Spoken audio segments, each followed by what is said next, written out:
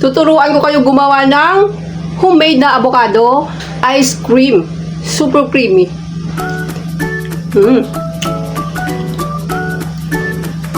Tingnan nyo naman. Ang daming avocado, buong-buo na mga avocado. Sarap talaga pag tayo gumawa ng sarili nating avocado ice cream. Hindi ito tinipid at lasang-lasa talaga ang avocado dahil makakain mo talaga ang avocado na buong-buo. Kaya sa mga avocado lovers dyan, sasamahan nyo ako at gagawa tayo ng avocado ice cream. Homemade alame. 2 avocado lamang ang gagamitin natin dito kasi ito lang naman ang available na avocado dito. Guys, hinog na avocado ang gagamitin natin dito ha. Ito yung hinog na avocado ko, yung isa nga overripe pa. Pero maganda ito ilagay pang mash ang mga overripe na avocado. Hihiwain lamang ito and tanggalan ito ng mga buto.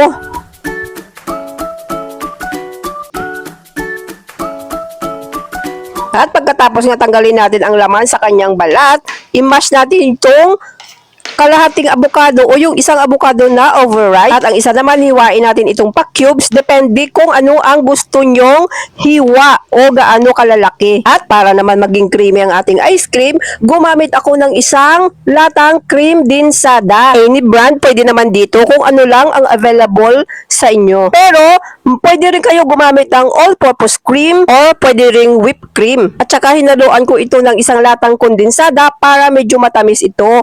Any brand guys ng kondensada, pwede ninyong gamitin. Ibit lamang ito gamit ang ating mga mahiwagang kamay.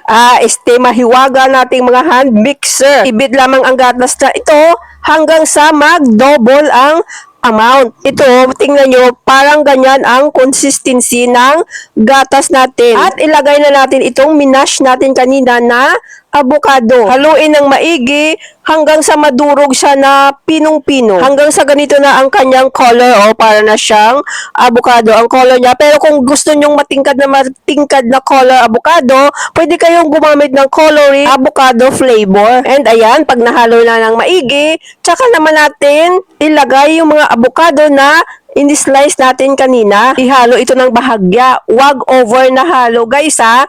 And wag gamitan ito ng hand mixer para hindi ito madurog. Para pag kumain tayo ng ating avocado ice cream, malalasap natin or makakagat natin yung avocado mismo. And that's it. Tapos na ang ating avocado ice cream. Ilipat na lang natin ito sa malinis na bowl and ilagay ito sa freezer overnight. Thank you for watching!